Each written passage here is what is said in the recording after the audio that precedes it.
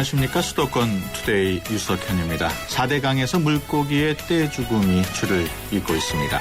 그 이유에 대해서는 논란이 계속되고 있습니다만은 4대강 사업으로 수질이 악화됐다는 의견이 끊이지 않고 있습니다. 잠시 뒤에 민주당 김경협 의원 전화로 연결해서 자세한 내용 알아보겠습니다. 아이들 교육비와 주택담보대출 때문에 정년을 준비하지 못하는 분들 많습니다. 50대에 시작하는 노후 준비 어떻게 해야 하는지 부자가족 만들기 시간에 자세히 알아봅니다. 2부에는 법률 상담이 있습니다. 복잡한 법률 문제 있으신 분들은 전화 02-771국의 0945번으로 전화 주시거나 단문 50원, 장문 100원의 이용료가 있는 샵 0945로 문자 주시면 됩니다. 법무법인 한별의 조상원 변호사가 상담해 드립니다. 10월 29일 화요일 수도권 투데이 시작합니다.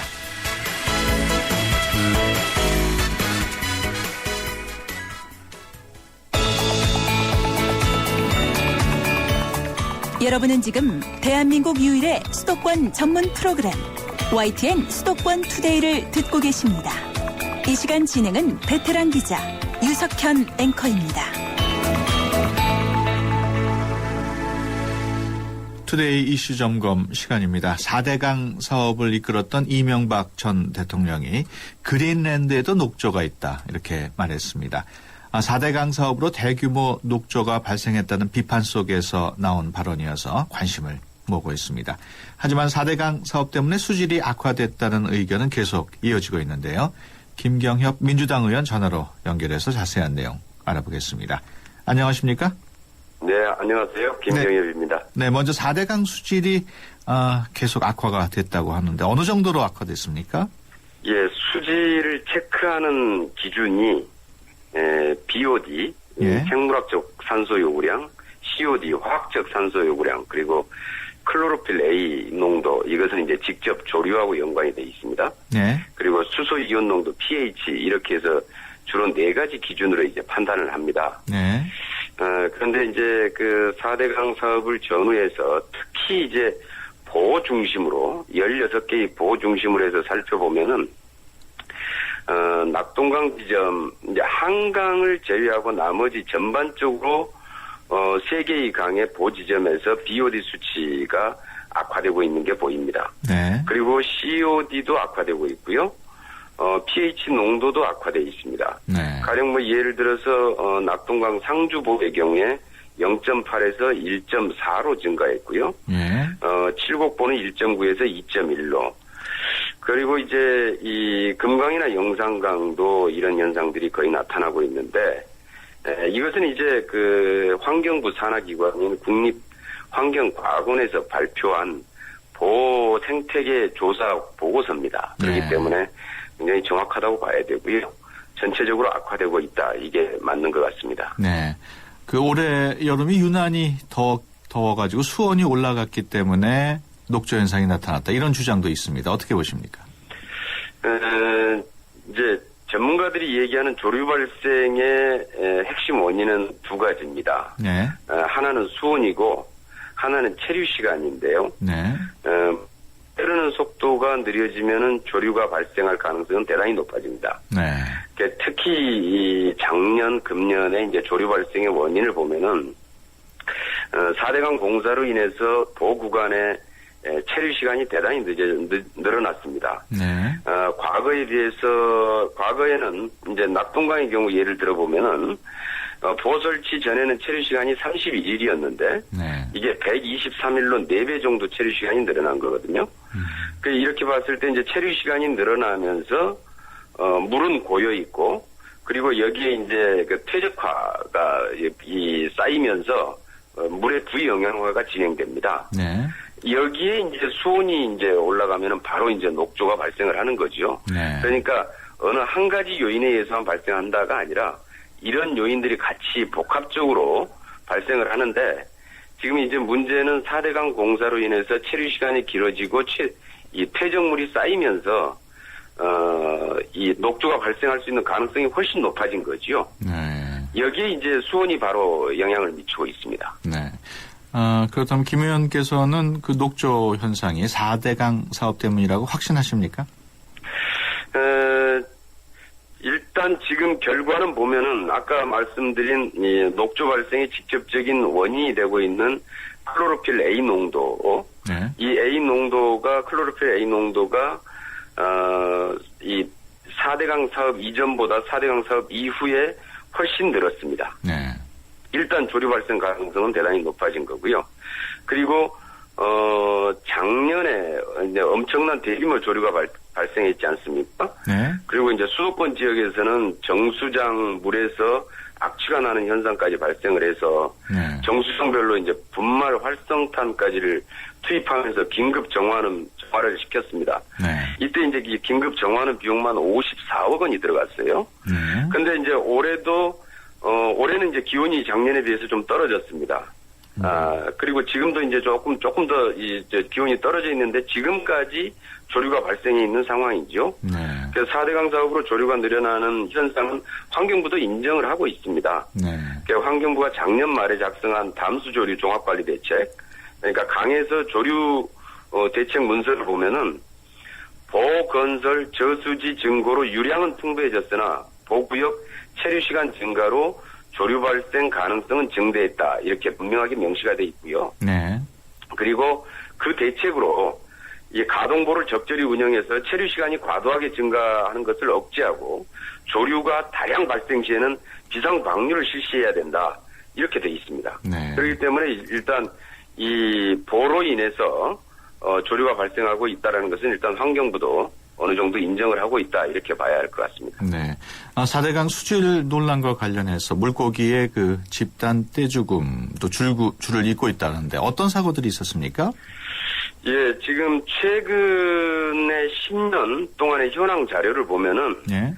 4대강 공사 이전에 2004년부터 2008년까지 5년 동안은 4대강 본류 구간에서는 물고기 떼죽음 사태가 전혀 없었습니다. 예. 근데 이제 지류에서는 있는 적이 있었어요. 근데 지류 같은 경우에는 일시적으로 이제 독극물, 유독물이 유입되면서 물고기가 이제 집단 폐사하는 경우가 발생을 했는데 4대강 이 본류에는 워낙 수량이 풍부해가지고 어지간한 유독물 이 유입에 의해서 물고기가 그 유독물에 의해서 이제 그 집단 폐사할 일은 별로 없습니다. 네. 그래서 이제 4대강 공사 이전에 5년 동안은 전혀 없었던 건데요. 4대강 공사 이후에 매년 2, 3건씩 올해까지 총 13건의 물고기 집단 폐사 떼죽음 현상이 이제 발생을 했습니다. 네. 한강에서 2건, 금강에서 3건, 낙동강 3건, 영산강 5건인데 이 중에서 이제 이 5건 정도는 환경부가 원인을 규명을 했습니다. 네. 이것은 이제 이 4대강 공사 때문에 발생한 거다. 네. 수량 부족에 의해서 발생한 것이다. 이렇게 이제 원인을 규명을 했는데 나머지 2건은 이제 불법 투기한 폐사이고요. 예. 그다음에 이제 그리고 6건이 아주 굉장히 이 대규모의 집단 폐사인데 예. 아직까지 지금 이게 작년에 발생한 이 집단 폐사이거든요. 그런데 아직까지 이 환경부에서 원인을 모른다 지금 이렇게 얘기를 하고 있어요. 예, 지난 25일인가요? 그 충남 민간합동조사단이 금강에서 일어났던 그 물고기 떼죽음 원인에 대한 결론을 내렸죠? 예, 그렇습니다. 예, 이제 금강 백제보 인근에서 발생했던 이제 집단 폐사. 예. 이 당시에는 환경부 집계로는 6만 마리, 그다음에 이제 환경단체 집계로는 30만 마리가 발생한 아주 대형 사고였는데요. 예. 이것을 이제 충청남도 같은 경우에는 민간 합동으로 조사단을 구성을 해서 그 원인을 이제 어느 정도 규명을 했고 결론이 나왔습니다. 예. 결론은 이제 4대강 사업에 따른 용존 산소의 부족. 예. 이렇게 이제 결론이 맺어졌는데 이제 그 죽은 물고기의 아가미 등을 이제 쭉 분석한 결과 예. 그게 아마 이제 사체에 나타나는 현상이 다르다고 합니다. 예. 그래서 그 금강 백제보의 이제 집단 폐사 사건의 경우에는 물 속에 산소가 부족해서 다시 말해서 체류 시간이 길어지면서 퇴적물이 쌓이면서 부영양화가 진행이 되고 그 물이 이제 부영양화가 진행되면서 산소 부족 사태가 발생을 한 거죠. 예. 이걸로 인한 이제 산소 부족에 의한 것이다 이렇게 결론을 내린 것 같습니다. 그렇습니까? 예, 지금 뭐 이런저런 질문 많이 하고 싶습니다만 시간 관계상 끝으로 한 질문만 더 드리겠습니다. 예. 4대강 수질 개선하려면 본질적인 문제가 해결이 돼야겠는데 어떤 문제가 해결돼야 될까요? 지금 이제 이 수질 관련해서는 고인물은 썩는다라는 게 아주 만구불변의 진리 아닙니까? 네. 결국은 이제 보호 설치로 인해서 물의 흐름이 차단되고 체류 시간이 4배 이상 늘어난 게 가장 큰 악화의 요인이 될 겁니다. 네. 그래서 이제 물의 흐름을 좀 원활하게 만들기 위해서는 보해 개방 문제를 적극적으로 좀 검토를 해볼 필요가 있을 것 같고요. 예. 문제는 여기에 대한 좀 기술적인 문제에 대한 좀 더 진지한 검토가 필요할 거로 보여집니다. 네, 네. 알겠습니다. 지금까지 김경협 민주당 의원이었습니다. 오늘 말씀 고맙습니다. 예, 고맙습니다.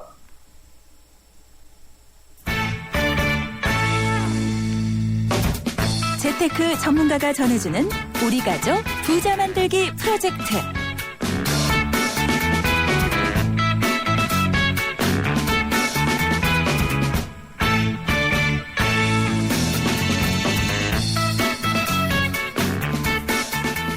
네, 부자 가족 만들기 시간입니다. 재무와 주식, 세무, 부동산 등 청취자 여러분들의 사연을 토대로 전문가와 상담해 봅니다.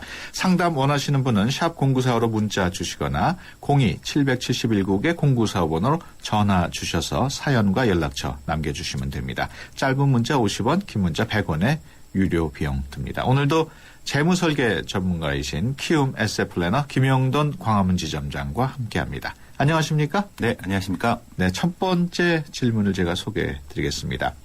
3년간 직장을 다니면서 국민연금을 내다가 퇴사 후 몇 년 쉬고서 43살의 나이로 올해 1월부터 공무원으로 근무하게 됐습니다. 퇴직 때까지 공무원 근무 연수가 20년이 안 될 텐데 납입한 공무원연금이나 국민연금은 어떻게 받을 수 있을까요? 이런 내용인데요. 문의 주신 분은 근로소득자에서 공무원으로 신분이 바뀐 경우인데 이럴 경우에 연금 제도가 다르기 때문에 좀 복잡한 문제가 발생할 수 있겠어요? 네, 그렇습니다. 지금은 평균 수명 100세 시대를 대비해야 되겠죠. 따라서 네. 국가와 기업 또 개인이 노후를 함께 대비해야 한다는 기존의 3층 보장을 넘어서요. 또 네. 거주하고 있는 부동산도 활용하셔야 되고 은퇴 후에 일자리도 함께 고려해야 하는 이런 4층, 5층 보장으로 노후를 대비해야 되는 시기입니다. 네. 그중에서도 노후 대비의 뼈대라고 할 수 있는 1층 보장은요. 정부 주도하에서 강제적으로 운영되는 공적연금 제도죠. 네. 이 공적연금은 전 국민에게 보편적으로 제공되는 국민연금하고요. 또 직업별로 특별한 자격에 의해서 연금 수급권이 생기는 직역연금 제도로 나눌 수가 있습니다. 네. 이런 직역연금에는 공무원연금과 사립학교 교직원연금 또 군인연금과 별정 우체국 연금이 있습니다. 네. 따라서 지금 문의 주신 분처럼 제도가 다른 직종으로 이직을 할 경우에는요. 각각의 연금의 수급 요건이 다르기 때문에 가입 기간에 대해서 자세하게 검토하실 필요가 있습니다. 네. 이 문의 주신 분은 국민연금 가입자에서 이제 공무원연금 가입자로 이제 바뀌게 되는데 두 연금을 받기 위한 조건, 즉 수급 요건이 다릅니까? 네, 그렇습니다. 국민연금을 연금의 형태인 노령연금으로 받기 위해서는요. 최소한 10년 이상은 납입을 해야만 합니다. 네. 연금을 받을 수 있는 시기는 지금 나이에 따라 다른데요. 문의 주신 분은 지금 1971년생이시기 때문에 65세부터 연금 수령이 가능하십니다. 네. 만약에 10년을 채우지 못하게 되면은 연금으로는 받을 수 없고요. 납입 금액에 매년 공시되는 이자를 더해서 네. 일시금의 형태로 60세 이후에 받으실 수가 있습니다. 네. 공무원연금은 10년이 아닌 20년 이상을 재직하고 퇴직하는 경우에만 연금으로 지급받을 수 있고요. 재직기간이 그 미만인 경우에는 국민연금과 마찬가지로 일시금의 형태로만 지급받으실 수가 있습니다. 네. 그러면 문의 주신 분은 국민연금도 3년만 납입했고 공무원연금도 지금부터 60세 정년까지 불입한다 해도 20년이 안 되는 17년 정도 기간인데 그러면 양쪽 모두 연금으로 받지 못하고 일시금으로 받게 됩니까? 네, 지금 불입 기간을 채우지 못하는 현 제도상에서는 그런 문제점이 발생하게 됩니다. 네. 노후자금을 준비하는 데 있어서 가장 기본적으로 또 중요하게 만들어놔야 될 거는 죽을 때까지 나오는 종신연금을 확보하는 것이죠. 예. 그 근간이 되는 것이 공적연금이라고 할 수 있습니다. 예. 지금 문의 주신 분처럼 이직으로 인해서 총 근로 기간은 오래되지만 국민연금이나 직영연금의 수급 요건이 미달돼서 각각 일시금으로 받아야 하는 이렇게 공적연금의 사각지대에 놓이시게 되는 분들이 이직이 많아지면서 점점 많아지고 있습니다. 네. 이런 문제점을 해결하기 위해서 2009년 8월부터요. 공적연계연금제도를 시행하고 있습니다. 네. 공적연계연금제도는요. 국민연금과 직역연금의 합이 20년 이상만 되면 노후연금이 보장되는 그런 제도입니다. 그렇군요. 그러면 지금 문의 주신 분은 국민연금 3년, 또 공무원연금 17년 해서 20년 넘게 되면은 연금으로 수령이 가능하겠군요. 네, 그렇습니다. 이렇게 연금 간 연계제도를 활용한다면요. 직업 이동에 따른 그 노후 불안이 1차적으로 해결 가능하기 때문에 국민연금과 직영연금의 가입 기간을 꼼꼼하게 따져볼 필요가 있습니다. 네. 그 문의신 분의 경우에는 공무원연금을 만약에 17년 동안 채우지 못하고 이직이나 퇴직을 하게 되신다면은요. 다시 국민연금을 임의 가입하신 다음에 부족한 20년을 채우시고 연계 신청을 한다면 65세 이후부터는 연금 수령이 가능하십니다. 네. 그렇다면 이런 공적 연계 연금 제도는 언제 또 어디서 신청해야 되나요? 네, 연금 간 연계 신청은요. 지금 하시는 것이 아니라 반환 일시금을 지급하는 시점인 60세가 되었을 때 네. 5년 이내에만 신청하시면 됩니다. 신청할 수 있는 기간은 가입 이력이 있는 그 연금 관리 기관 중에 한 곳을 선택하면 되기 때문에요. 네. 문의주신 분의 경우에는 국민연금공단이나 아니면 공무원연금공단 중에 편하신 곳을 선택하시면 되겠습니다. 네, 그렇군요. 두 번째 질문 내용 소개해드리겠습니다. 49세의 남성입니다. 자녀 교육비와 주택담보대출을 갚느라고 40대를 정신없이 지나온 것 같습니다. 50대부터는 정년에 대한 준비도 하고 노후 준비도 필요할 것 같은데 50대부터 꼭 해야 하는 은퇴 관리에 대해서 조언 부탁드립니다. 이런 내용입니다. 그 50대를 흔히 지철명이라고 하는데 할 일이 너무 많은 시기인 것 같아요. 네, 그렇습니다. 그 미국에서는 50대를요, 합타임이라고 표현을 합니다. 네. 100세 시대인 만큼 인생의 절반을 도는 시기고 또 남은 50년을 준비하라는 그런 의미인 것 같은데요. 네. 우리나라 50대는 그 얼마 남지 않은 정년에 대비해야 하고 또 최고조에 달하는 부모와 자녀 부양에 대한 준비를 또 하셔야 되고요. 네.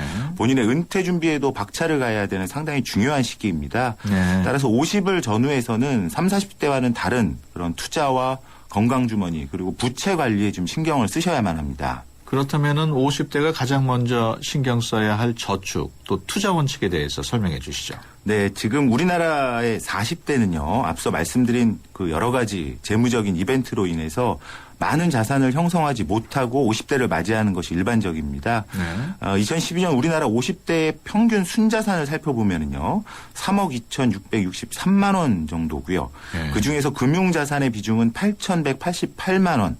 20.7%에 불과한 상황입니다. 네. 얼마 전까지만 해도 50대는 수익률보다는 좀 안정성을 생각해서 모아놓은 자산의 운용에 초점을 맞추는 시기였는데요. 지금의 50대는 지속적으로 투자 수익률에 좀 초점을 맞춰야만 자녀 교육자금과 결혼자금 또 노후자금 마련이 가능하게 됩니다. 네. 두 번째로 퇴직연금에 대한 관심을 좀 끝까지 유지하도록 하십시오.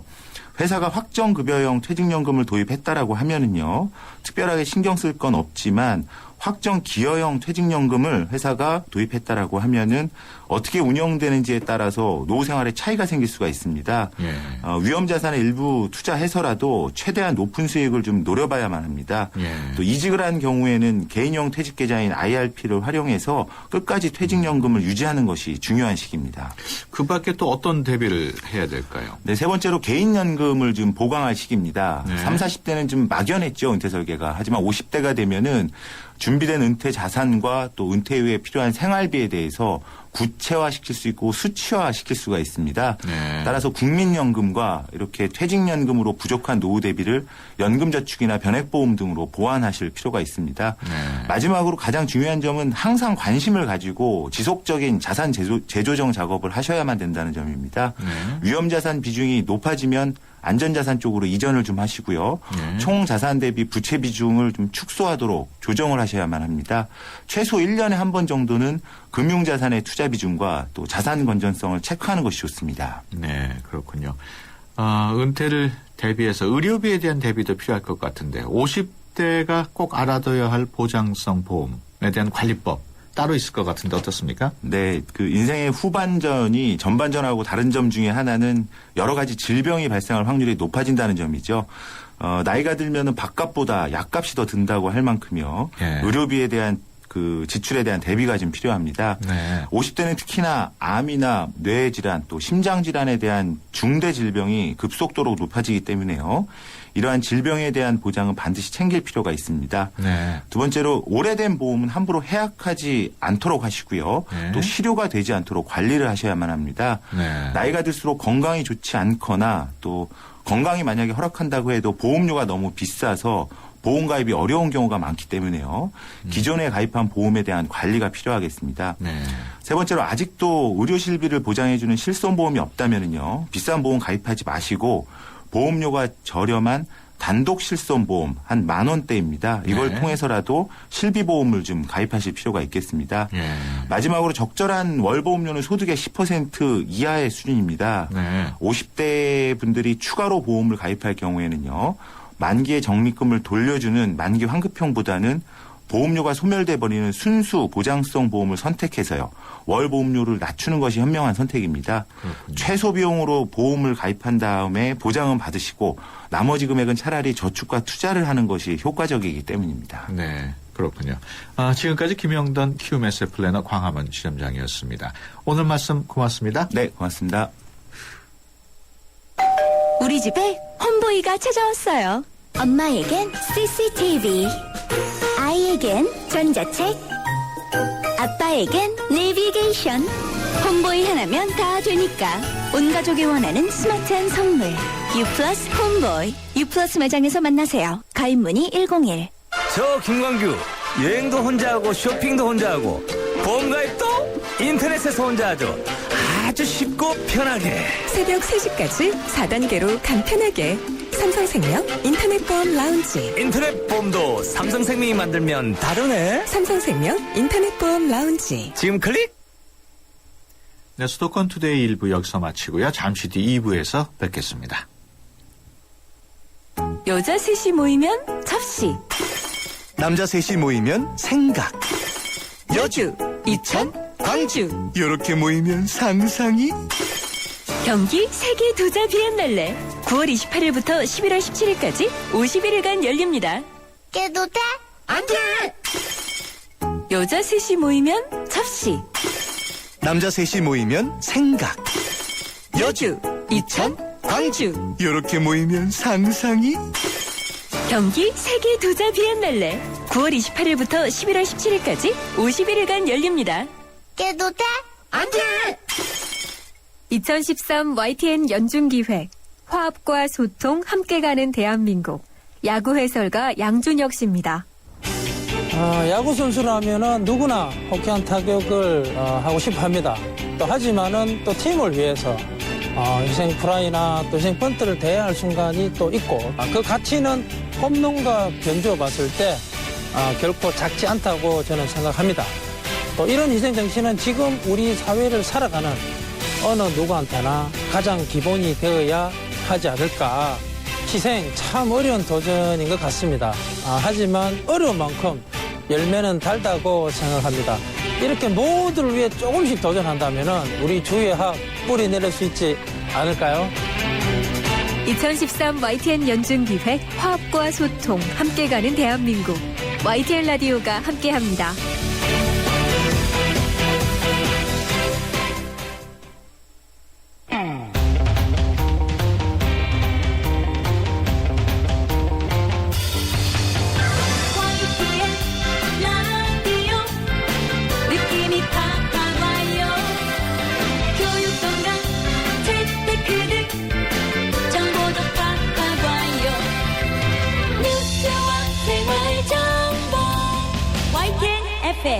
수도권 투데이. 수도권 투데이 2부 시작합니다. 2부에는 생활법률 상담실 마련되어 있습니다. 생활 속에서 발생한 일들에 대한 법적인 관계 어떻게 정리해야 할지 궁금하신 분들은 02-771국에 0945로 전화 주시거나 샵 0945로 문자 주시면 됩니다. 짧은 문자 50원, 긴 문자 100원의 이용료 있습니다. YTN 라디오 어플리케이션 ES로도 참여가 가능합니다. 수도권 투데이 2부는 수도권 뉴스 브리핑부터 듣고 시작하겠습니다. 이윤지 아나운서 전해주세요. 네, 수도권 뉴스 브리핑입니다. 국토교통부는 내년도 전국에서 입주 예정인 아파트 물량이 모두 28만 5천 가구로 올해 20만 9천 가구에 비해 36.5% 증가할 것으로 집계됐다고 밝혔습니다. 이번 아파트 입주 물량은 금융결제원의 입주자 모집 공고 자료와 대한주택보증 보증실적, 한국토지주택공사 등 공공아파트의 입주 계획 등을 토대로 추산한 것입니다. 수도권의 경우 올해 8만 8천 가구보다 8% 늘어난 9만 5천 가구가 내년에 입주하고 경기 지역은 5만 2천 가구로 올해와 비슷한 수준인데 비해 서울은 올해 2만 8천 가구에서 내년에는 3만 1천 가구로 9.4%가 늘어납니다. 인천, 부천, 시흥, 김포, 광명시 등은 올해 16,900가구에서 내년은 2만 600가구로 증가합니다. 또 남양주와 구리, 하남시는 올해 4,300가구에서 내년엔 9,400가구로 크게 증가해 서울 북동 지역 전세 수요를 흡수할 것으로 기대됩니다. 올해도 수능 추위는 없겠지만 일교차가 무척 클 것으로 보입니다. 기상청은 열흘 예보에서 대학 수학능력 시험이 치러지는 다음 달 7일은 고기압 가장자리에서 전국적으로 구름이 많이 끼겠다고 밝혔습니다. 서울의 아침 기온은 8도로 평년보다 조금 높아 쌀쌀하겠지만 추위는 없겠고 낮 기온은 16도로 평년과 비슷해서 일교차가 무척 클 것으로 보입니다. 지금까지 수도권 뉴스 브리핑이었습니다.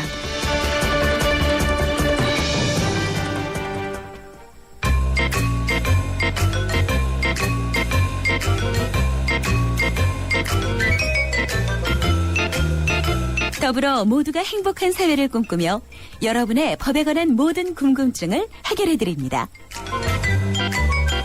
수도권 투데이 생활법률 상담실 조상원 변호사님. 네, 조상원 변호사입니다.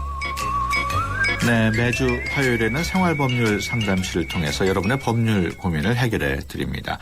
그냥 넘어가기 억울한 사연들 보내주시면 조상원 변호사께서 답변해 주십니다.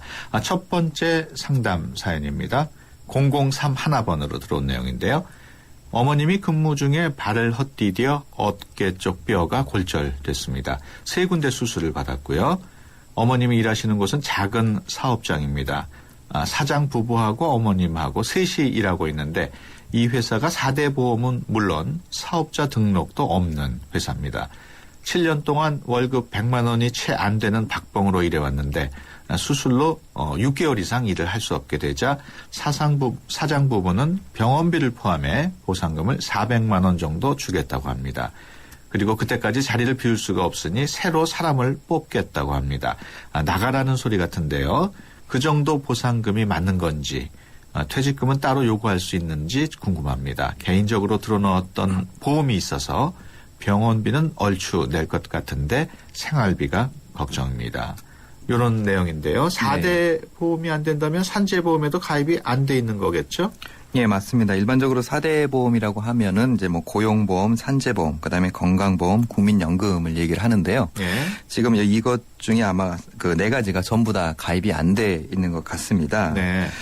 일반적으로 그 산재보험이 가입되어 있지 않다 하더라도 그 상시 근로자 1인 이상이 있는 사업장이면 그 네. 산재 처리를 받으실 수가 있는데요. 네.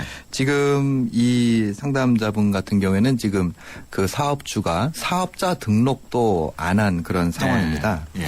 비록 사업자 등록을 하지 않았다 하더라도 그 계속적인 영리 사업을 목적으로 그다음에 지속적인 근로관계가 유지됐다라는 거를 입증을 하시게 되면 예. 이분도 이제 산재 처리는 가능은 합니다. 그렇군요. 근데 이제 현실적으로 어떤 문제가 추가적으로 발생이 예상이 되냐면은 사업자 등록을 하지 않았다라는 것은 그동안 세금 신고, 즉 부가세나 이런 것들이 전혀 신고가 안 되었다라는 것이고, 네. 그다음에 소득세, 이러한 그 종합소득세라든가 이런 것들이 전혀 지금 과세나 납부가 안 된 그런 상황일 겁니다. 네. 근데 이제 산재 처리를 받고자 한다면 그러한 그 사업장이라는 것과 그다음에 근로자였다는 것 그동안 이런 것들을 다 입증해야 되는데 네. 부가적으로 그러한 것들이 미납됐다라는 것까지 밝혀지기 때문에 좀 여러 가지 좀 부차적인 그런 문제가 또 추가적으로 발생이 될 수가 있습니다. 그렇군요.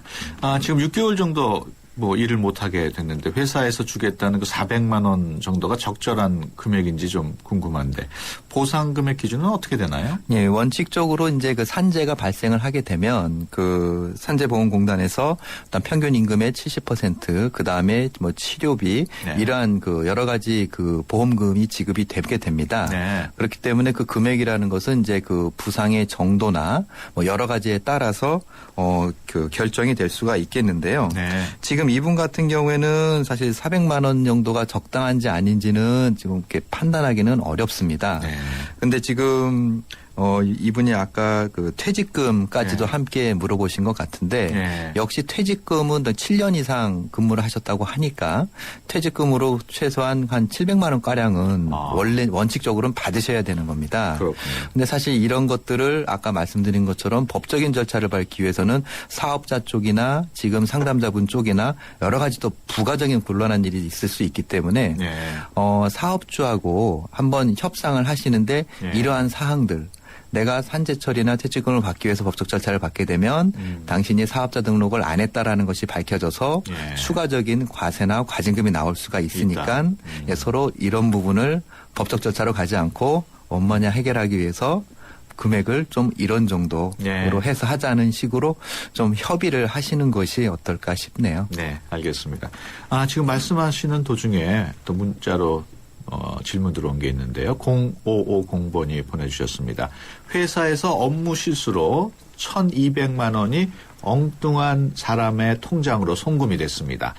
다행히 연락은 됐는데 차일피일 미루면서 돈을 돌려주지 않고 이제는 연락해도 받지 않습니다. 어떻게 하면 좋을까요? 이런 내용입니다. 약간 좀 황당한 내용인데. 예. 그러니까 일반적인 경우로는 이제 잘못 들어간 돈이면 예. 그걸 받은 사람이 대개는 그걸 돌려주는데 그렇죠. 예, 그걸 돌려주지 않고 있다면 민형사상 문제가 발생할 수가 있습니다. 네. 그 사람이 고의적으로 그걸 돌려주지 않게 된다면 사실 어떻게 그 점유이탈물 횡령이라는 네. 어떤 범죄 행위가 돼서 형사 고소가 가능할 수도 있고요. 네. 민사적으로는 그 사람은 부당이득을 한 것이기 때문에 부당이득 반환 청구를 할 수가 있습니다. 네. 근데 이런 경우 이제 사실 그 사람의 인적사항을 처음에는 알기가 어렵기 때문에 네. 아마도 잘못 들어간 계좌번호밖에는 알 수가 없기 때문에 네.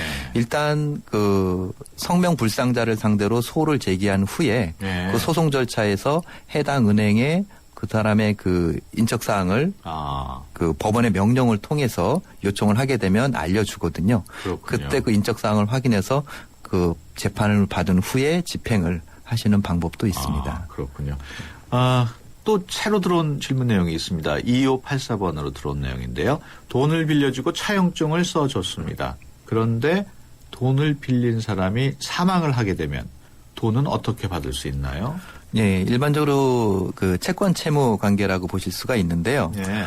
채무자가 사망을 하게 되면 그 채무도 상속 재산에 포함이 돼서 네. 그 사람의 다른 적극 재산과 함께 상속인에게 다 상속이 됩니다. 네. 그렇기 때문에 그 상속을 받은 상속인들에게 그 채권에 대한 변제를 요구할 수가 있고요. 만약에 그 사망한 사람이 적극 재산은 아무것도 없고 채무밖에 없는 상황에서 사망을 하고 상속인들이 상속 포기를 하게 되면 네. 그렇게 되면 사실 변제받기는 어렵습니다. 그렇군요. 다음 상담 사연 소개해드리겠습니다. 3414번으로 들어놓은 내용인데요. 이번에 결혼하면서 투룸 전세 계약을 공인중개사 없이 집주인과 했습니다. 요즘 워낙 전세가 귀해서 나오자마자 바로 계약을 했는데 제대로 알아보지 못했습니다. 대신 집주인이 전세자금 대출이 안 되면 계약금을 돌려준다고 그러더라고요. 그런데 알아보니 이 집이 전세자금 대출이 안 되는데 집주인은 계약금을 못 주겠다고 합니다. 이럴 경우 계약금을 그대로 날려야 합니까? 그러니까 전세자금 대출이 안 되면 계약금을 돌려준다고 구두상으로 집주인이 약속을 했는데 이 약속을 지키지 않고 있는 내용인데 네네. 법적으로 다룰 수 있겠습니까? 예, 좀 애매한 그런 좀 안타까운 상황인데요. 예. 일단 계약이라는 것은 서면 계약도 당연히 유효하지만 네. 구두상의 계약으로도 유효합니다. 네. 그렇기 때문에 그 원칙적으로 전세자금 대출이 안 되게 되면 계약금을 돌려주고 원래 그 계약이 없었던 것을 돌리겠다라고 약속을 했다면 그것도 당연히 효력이 있는 것이죠. 예.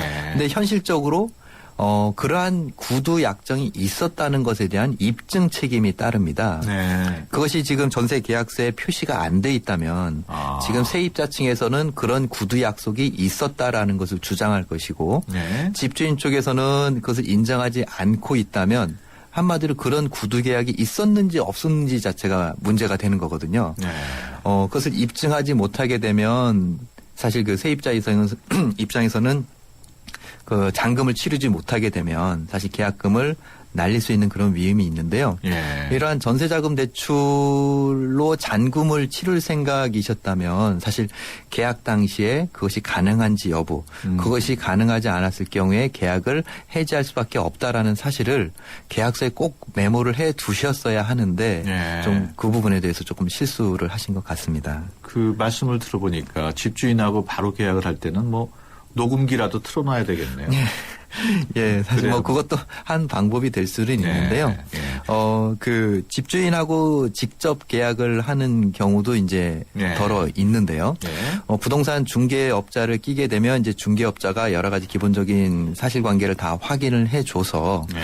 어떤 문제가 없게 하는데 당사자가 직접 하게 되면은 좀 그런 부분에 있어서의 완벽한 뭐 정보 수집이라든가 예. 확인이 조금 미흡할 수가 있습니다. 예. 그렇기 때문에 웬만하면 본인이 여러 계약을 계속 해와서 상당히 그 좀 잘 알고 계신 경우가 아니라면 예. 웬만하면 부동산 중개업자를 통해서 하시는 것이 좀 안전할 겁니다. 예. 알겠습니다.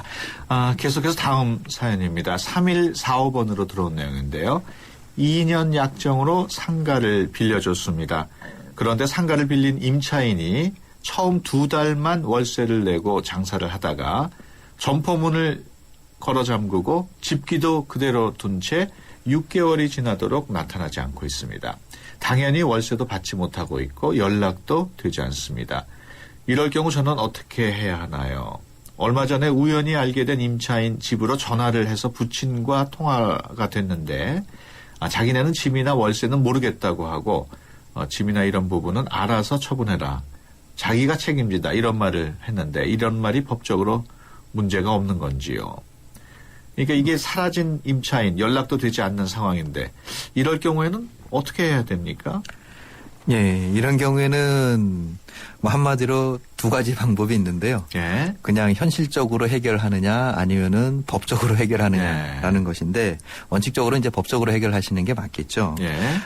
임차인이 월세를 2기 이상 차임을 연체를 하게 되면 임대인 쪽에서는 강제로 임대차 계약을 해지를 할 수가 있습니다. 네. 그래서 이런 경우에는 임대차 계약 해지와 함께 해지가 됐기 때문에 그다음에 점포를 넘겨달라는 이러한 그 청구를 할 권리가 있는데요. 네. 그러니까 임차인을 상대로 이러한 그 해지와 건물 명도 소송을 하셔서 판결문을 받은 후에 그 다음에 집행을 하시는 방법을 할 수밖에 없습니다. 그렇군요. 여기서 이제 집행이라는 것은 그 안에 그 잠겨진 문을 뚫고 들어가서 그 안에 있는 물건을 따로 다 꺼내서 예. 별도의 보관 창고에 보관을 하고 그 점포는 이제 다시 다른 사람에게 세를 주실 수가 있게 되는 거죠. 예. 그 임차인이 계속해서 나타나지 않는다면 그 사무실 집기 뭐 이런 거는 팔거나 해도 문제는 안 되겠습니까? 그거는 임의적으로 그 집주인이 팔아서는 안 되고요. 네. 따로 보관을 해 둬야 됩니다. 그렇군요. 근데 그 부분에 대해서 밀린 차임에 대해서는 그 물건들에 압류를 해서 그 물건을 강제 경매를 통해서 현금화해서 받을 수는 있지만 네. 본인이 임의로 그거를 팔아버리게 되면 그건 또 다른 문제가 발생할 수가 있습니다. 그렇군요. 경매를 해야 되는 상황이군요. 예, 예. 그 또 임차인의 부친으로 보이는 사람이 이제 본인이 책임을 진다고 통화를 통해서 전화 통화를 예, 예. 통해서 말을 했는데 그쪽으로 법적인 책임이 넘어갈 수도 있습니까? 지금 그런 말을 했다라는 것만으로는 어렵고요. 왜냐하면 이 임차 권리자는 그 아들이고 예. 거기 안에 있는 물건의 소유자도 아들이기 때문에 그 권리자가 아닌 제3자의 이러한 구두 약속이나 하는 것은 실질적으로 큰 그 효력이 있지는 않습니다. 네. 그리고 당사자가 아니기 때문에요. 그렇군요. 지금 시간이 얼마 남지 않았습니다만 하나 더 사연을 소개해드리겠습니다. 1812번으로 들어왔는데요. 힘들게 돈 벌어서 고시원을 차렸습니다. 그런데 1년이나 고시원에 묵었던 사람이 5개월 반값을 밀리고 도망갔습니다. 도망친 사람의 이름하고 휴대폰 전화 그리고 주민번호는 알고 있습니다. 증거라고는 문자 메시지뿐인데 방을 구한다는 것, 곧 방세를 입금하겠다는 것뿐인데 이것도 신고가 가능합니까? 이럴 경우에는 어떻게 해야 되나요? 예, 지금 한마디로 이제 채무자가 도망을 간 상황인데요. 네. 지금 인적 사항을 알고 계시기 때문에 네. 이 사람을 상대로 그 밀린 월세에 대한 어떠한 그 법적 절차를 밟으실 수는 있습니다. 네. 문제는 그런 법적 절차를 밟아서 판결문을 받더라도 그 판결문이라는 것은 그 채무자의 재산에 대해서 강제 집행을 해서 현금화할 수 있는 한마디로 권한을 주는 예. 서류거든요. 예. 하지만 그런 권한이 있다 하더라도 채무자의 재산을 찾지 못하게 되면 실질적으로 집행을 할 수가 없는 아무 소용이 그런 없는 문제가 발생을 하게 됩니다. 예. 예, 그래서 지금 상담자분이 가지고 계신 자료로 예. 충분히 뭐 밀린 월세라든가 그것을 근거로 해서 법적 절차를 밟으실 수는 있지만 예. 방금 말씀드린 것처럼 집행 여부는 사실 조금 불확실한 그런 그렇죠. 상황이 되겠습니다. 그러니까 그만큼 좀 시간도 걸리고 재판도 해야 되고 이런 상황이네요. 예, 사실 지금 5개월 월세가 얼마가 좀 어느 정도 될 것 같지는 않은데 예. 사실 이런 금액 가지고 그 정식의 소송 절차를 밟는다는 것은 사실 채권자 입장에서도 상당히 번거롭고 그렇죠. 그 이상의 노력이 들어가야 되는 그런 절차이긴 합니다. 그래서 흔히들 보면은 그 돈 떼인 돈을 대신 받아주겠다 해가지고 막 그 연락하는 그런 사람들도 많이 있지 않습니까? 예. 한마디로 이제 채권 추심 업체가 예. 있는데요. 보통 이렇게 이러한 뭐 금융권이나 이런 데서는 이러한 그 소액의 많은 미수금 채권에 대해서 네. 한마디로 일괄해서 추심업자에게 그 추심 권한이나 또는 채권 양도를 통해서 넘기는 경우가 있습니다. 그러니까 네. 훨씬 그 양도 대금을 저렴하게 해서 네. 그렇기 때문에 이제 일반 그 채무자 연체 채무자들에게 보통 추심 업체 이름으로 독촉장이나 이런 것들이 오게 되는데요. 채무자들 입장에서는 그런 법원에서 오는 어떤 서류는 좀 꼼꼼하게 모르면은 아는 사람한테 물어보셔야 되겠지만 네. 추심업체에서 오는 것에 대해서는 일단은 크게 걱정은 하지 않으셔도 될 것 같습니다. 알겠습니다. 지금까지 생활법률 상담실 법무법인 한별의 조상원 변호사와 함께했습니다. 오늘 말씀 고맙습니다. 네, 고맙습니다. 안녕하십니까. IBK 홍보대사 송혜입니다. IBK 기업은행은 대한민국 국민 모두가 거래할 수 있는 은행입니다. 국민 여러분, 기업은행에 예금하면 기업을 살립니다. 그리고 기업이 살아야 일자리가 늘어납니다. 참 좋은 은행, IBK 기업은행. 자동차 1년에 얼마나 타세요? 한 9,000km? 사고 난 적은요? 3년간 없죠. 그럼 보험료 할인 더 받으셔야죠. 마일리지로 할인받고 3년 무사고로 또 한 번 할인. 악사 다이렉트 자동차 보험 1566 악사 다이렉트. 가입 시 유의사항을 꼭 확인하세요. SK이노베이션이 이산화탄소에게 물었다. 왜 너만 보면 지구온난화 얘기일까? 쓸모있게 바꿀 수 없을까? 이산화탄소로 만든 친환경 플라스틱 그린폴 개발 중. 물음이 있는 곳에 이노베이션이 있다. SK이노베이션. 서경석과 함께 공무원 시험 합격은 에듀윌. 공인중개사 합격도 에듀윌. 사회복지사 합격, 주택관리사 합격, 우리 모두 다 같이 에듀윌. 자격증 공무원 전문교육 에듀윌. 합격은 에듀윌.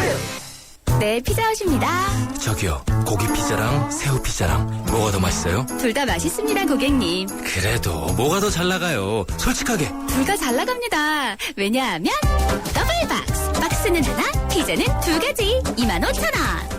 1588-5588 피자헛. 더블 박스 주세요. 나 강동원. 언제 어디서나 아메리카노를 마신다. 차를 마신다.